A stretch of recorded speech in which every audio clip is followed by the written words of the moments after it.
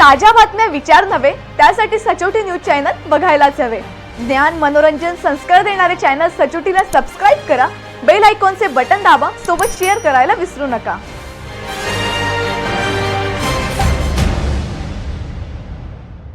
खान्देश शिक्षण मंडळात निवडणूक बेकायदा असल्याची तक्रार दिलीप जैन यांनी हायकोर्टात केली होती। त्यावर कोर्टाने धर्मदाय आयुक्ताकडे दाद मागण्याचा सल्ला दिलाय।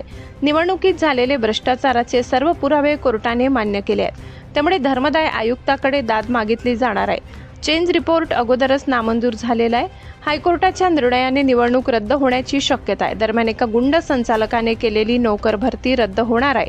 26 कर्मचारी बेकायदा असल्याची तक्रार दिलीप जैन, लोटन चौधरी यांनी केली होती।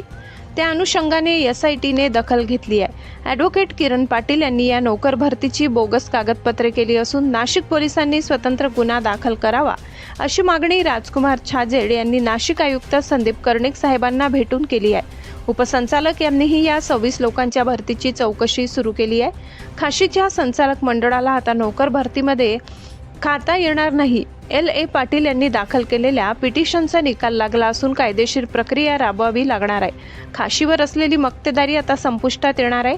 गेल्या 7 वर्षापासून खाशीचे ऑडिट झालेले नाही, त्याचीही तक्रार आली आहे। कोट्यवधी खर्चून निवडून आलेले संचालक घरी जाण्याची चिन्हे आहेत।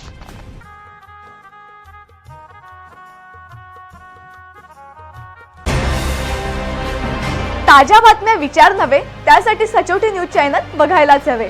ज्ञान मनोरंजन संस्कार देणारे चॅनल सचोटीला सबस्क्राइब करा, बेल आयकॉनचे बटन दाबा, सोबत शेअर करायला विसरू नका।